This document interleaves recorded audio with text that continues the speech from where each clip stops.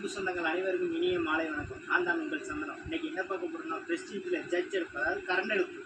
அதை பற்றி தான் இன்னைக்கு ஃபுல்லாக பார்க்க போகிறோம். வாங்க பார்க்கலாம்.